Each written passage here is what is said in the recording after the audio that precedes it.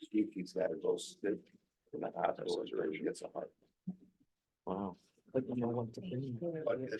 morning, everyone. Let's, Happy New Year. This is the January meeting of the Binghamton Local Development Corporation. I'd like to call the meeting to order. And before we get into the agenda, I'd like to introduce a few people. I'd like to introduce Robert Kavanaugh, who is the new member of the BLDC board. He represents Binghamton's 3rd district in city council. Welcome. We're glad to have you on board. Thank you very much. Glad to be here. I'd also like to introduce and welcome Sophie Bergman, who's our new city attorney, and is also sort of the counsel to the local development corporation as well. We're delighted to have you, Sophie, and Janine Faulkner joins us from she is the new economic development specialist in the mayor's economic development office. So Janine, welcome. So we've got a full house this morning, and we'll dig right in. Is that okay? That's great. All right, great. So you've got the minutes from the December 14th meeting. I'll entertain a motion whenever anyone's ready. I'll make a motion. Thank you, Mayor. Do we have a second? Thank you, Mr. Saul. Any comments or questions on the minutes? All right, all in favor? Aye. Great, thank you.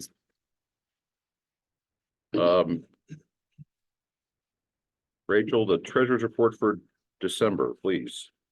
So this is the financial report for December. And we'll start on page 4 for the restricted account. The end of month balance in restricted was 565,740.11 cents. On the next page, the receivables, just the one loan still paying regularly. And then the two that have been in default. On the next page, page 6, we have the UDAG account. The end of month balance in UDAG was 685,494.38 cents. On page 7, I guess, is the receivables for the UDAG loans. Everybody who was paying continues to be paying regularly. We have a couple of loans that remain in default. The Garland loan, she got her last drawdown this month, so she'll begin paying off that loan in February. That one to being active. On the following page for the unrestricted account, not very much activity in unrestricted. We had the payment come in for the option on the Charles Street Business Park from Pure Beauty. We had a reimbursement come in from the mayor's office for the Columbus Day Parade. The following page for the Triad account, there was no activity in the veterans account, no activity in the grant account. Then on the final page, page 12, you see our borrowers in default that are the same as last month. So effective 12/31, the delinquency percentage for all loans not designated as non-performing was 0.42. And I know we've talked about these loans that are in default a couple times. Now that Sophie's on board, that's a conversation we're going to be having with her on how to proceed on that. We're letting her work on some more time-sensitive things right now, but those conversations, yeah, Ron's been asking for this for about a decade, so. Yeah, 2009, I saw. So that'll be good. Another change you'll see, I think right now there's some money from the city related to the Boscov's project that's housed in the unrestricted fund. At some point, that's going to go into its own account. It's going to govern that entire project. So we're going to be having conversations over the next month. I know we talked, I believe, last month about looking at some alternate banking options, some different ways of maximizing our investments here. We want to continue to have those conversations and figure out what the best structure is. But that money will, in some way, shape, or form, be segregated from the rest and be dedicated exclusively to this project. Any other questions or comments for Rachel? Great, thank you very much. Seeing that there's no old business, we have one resolution under new business this morning. It's resolution 24-9, resolution of the Binghamton Local Development Corporation authorizing the president to enter into an agreement with Broome County for financial assistance to support the economic development at 13 Court Street. any introduction to this or? This is the fulfillment of County Executive Garner's dedication to the Boscov's project. This is ARSA funds that the county have allocated for this use. So again, that'll go into that separate account that we're using for Boscov's. So now we'll have the city's money, the county's money, and we are still waiting on the state to give us the paperwork for the money from Assemblywoman Pardo. That's great. I'll just say too, with this, certainly significant, if not unprecedented in terms of county support for this entity, the BLDC, and generally economic development in Binghamton. So, really my thanks to the county executive, Chairman Reynolds, for their support of the project and the different funding sources that are going to make this a reality. This is, a large investment by Broome County into the city of Binghamton, and we're very thankful for it. How much is the Lepardo money then? 5 million. So just to kind of refresh everyone's memory, 5 million from Lepardo, 2.5 million from the city of Binghamton, and 1 million from Broome County. In addition to, I think 1.5 from Boscov's, for a total of a $10 million project in exchange for the 10-year lease on the building. Can I have a motion? Motion. Second. Susan, thank you, Betsy. Any further comments, questions? All right, let's vote. All in favor? Aye. Okay, thank you. That's great. This is a very important piece of business, and this project is moving forward, which is great news. Mayor, the floor is yours. Sure, thank you. Again, I want to give welcome to Robert and Sophie, who are new faces to the board. I think, Robert brings a lot of great expertise as a small business owner on the west side, and really excited to have his perspective and everything on the BLDC. I think it'll be great. Sophie, brings a wealth of knowledge and has really hit the ground running in just a few weeks as corporation counsel. So we're excited for the new members. There's a couple things just to update everyone on regarding the BLDC. The big project that's happening right now has to do with a parking garage in Boscov's, and there's kind of, three, I call it two main things that are going on right now.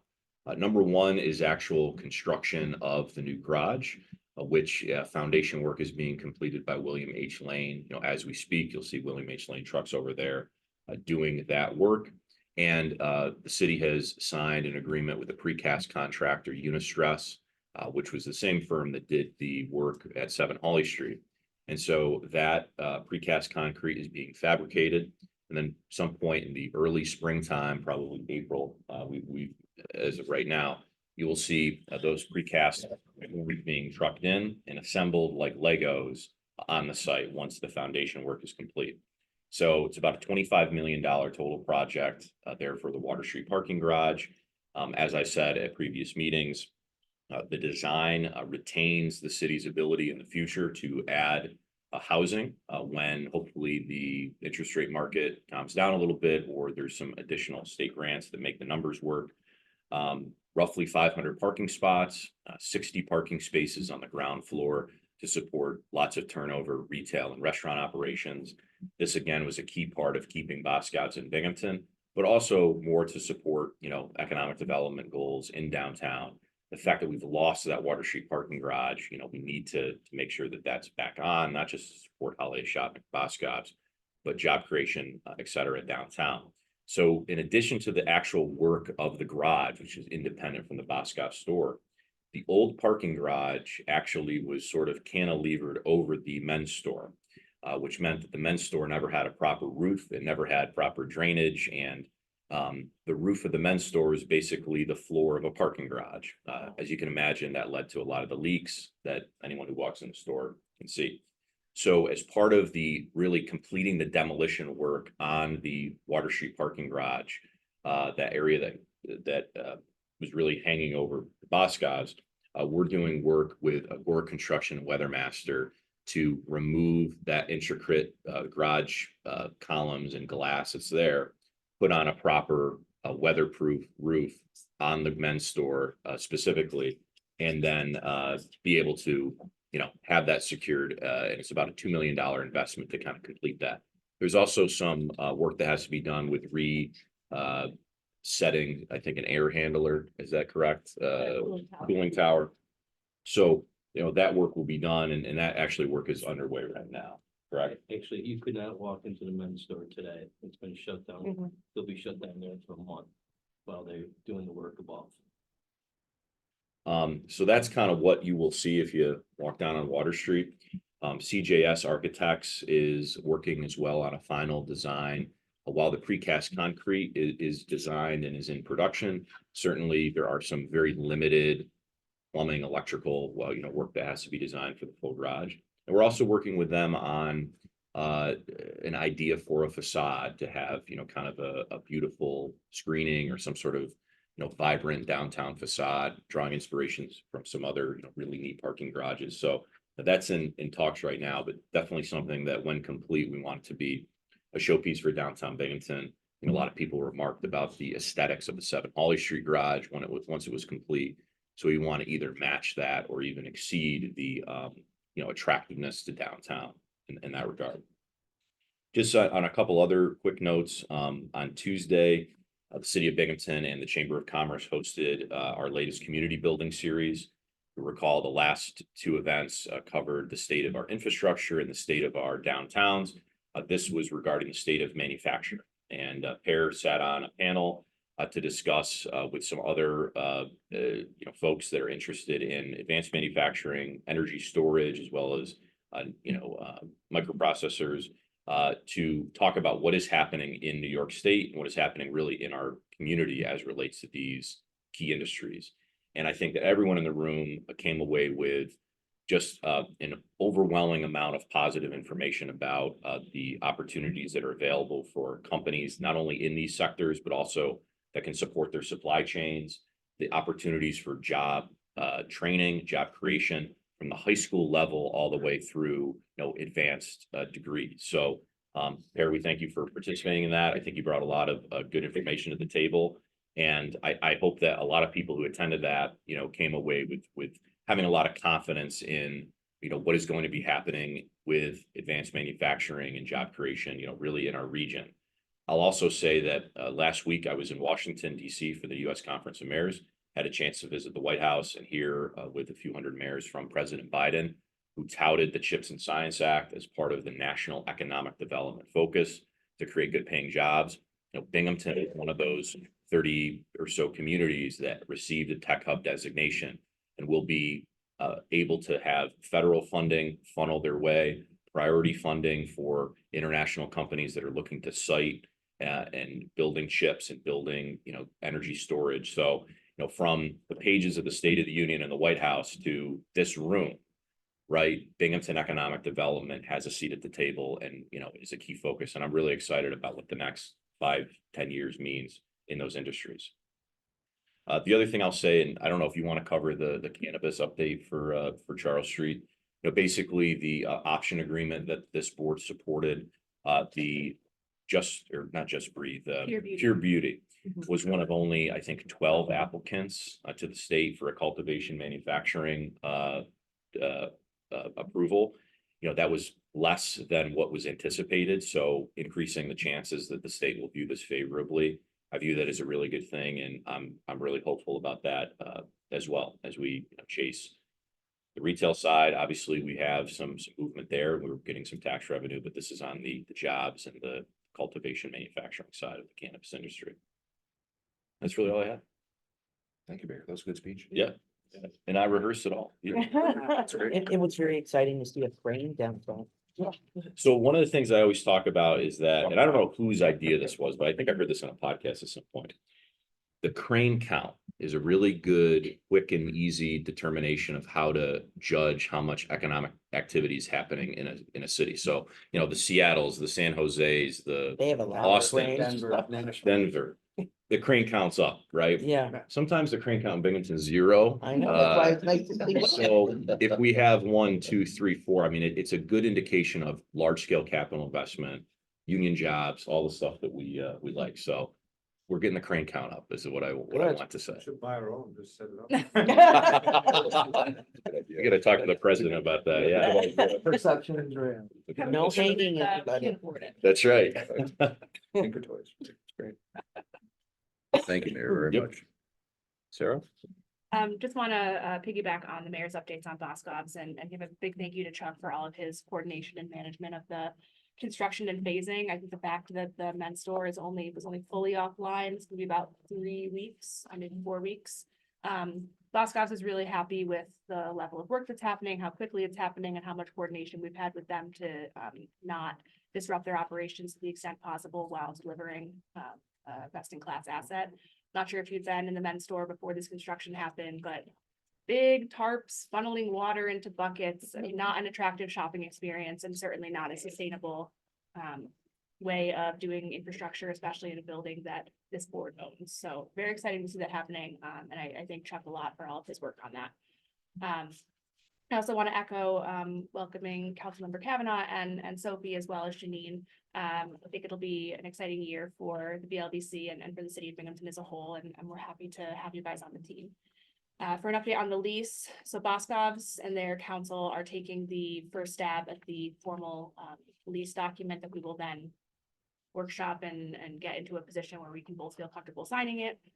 The letter of intent that we all signed together, that's the framework of the lease. Those are the pieces that won't change, but just making sure that we have the history documented in the lease, as well as once we get that information from New York State and the dormitory authority of the state of New York that's overseeing those $5 million, being able to build those requirements into the lease so that any money that's spent is in line with those grant requirements. So we'll be working on that. That will be approved by this board in the coming months. We'll also be approving in the coming months the formal transfer of Boscov's from the IDA to the BLDC.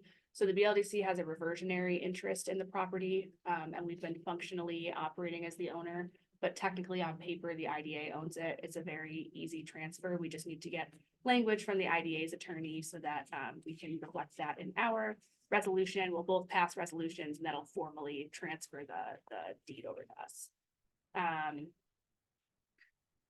We talked a couple months ago about the sale of 280 Front Street. It's one of those lots that has the pump houses on it. It's the one like right across from Carlotta Drive, Valley Street, near that gas station that's over there.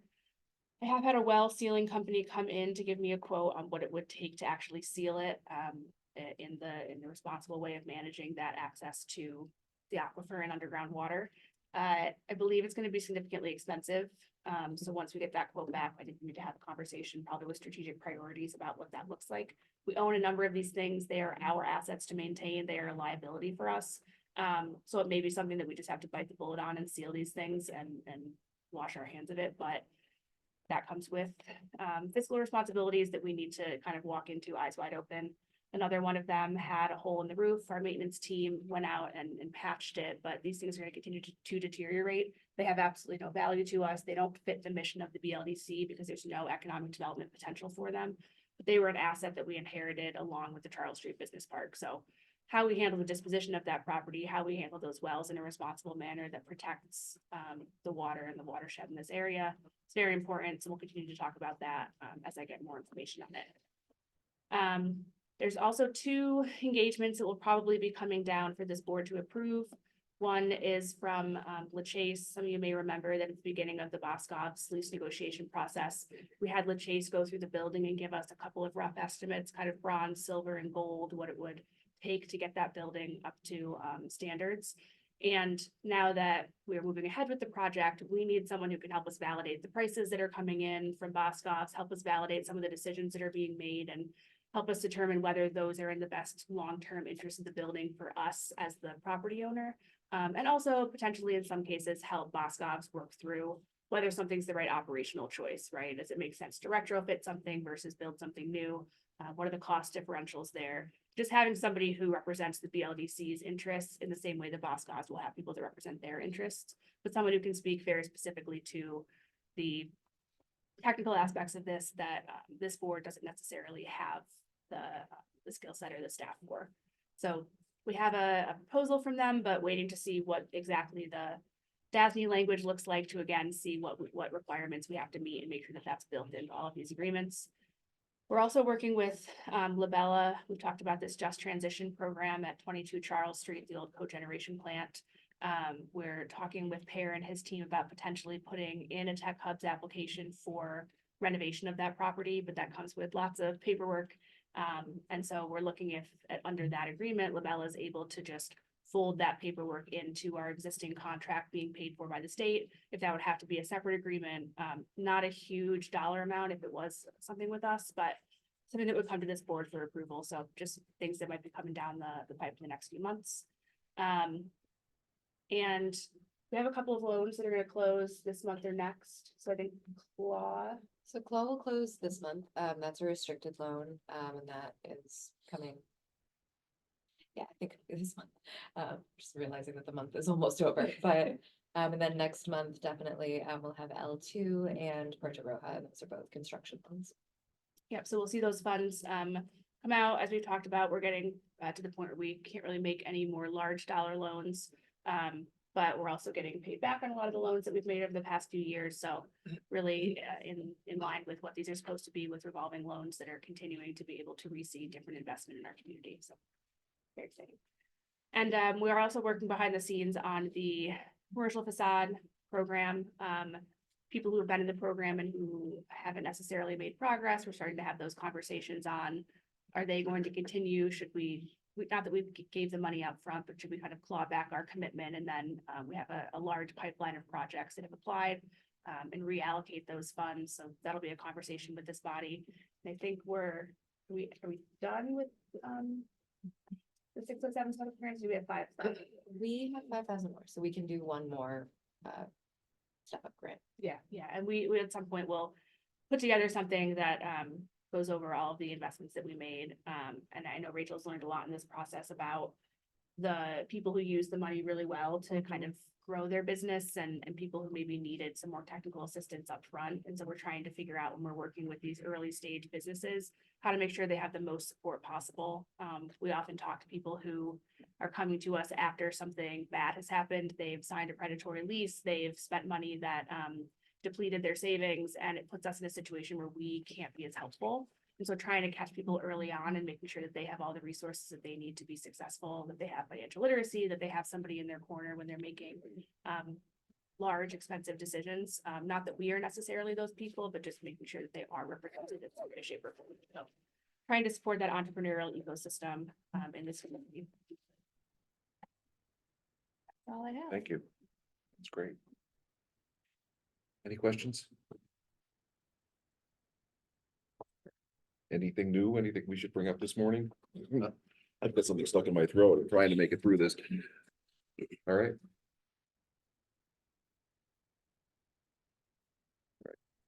Motion for adjournment. Make a motion. Thank you, Ron. Thank you all very much. This will be an exciting year for the Bldc. Appreciate your support.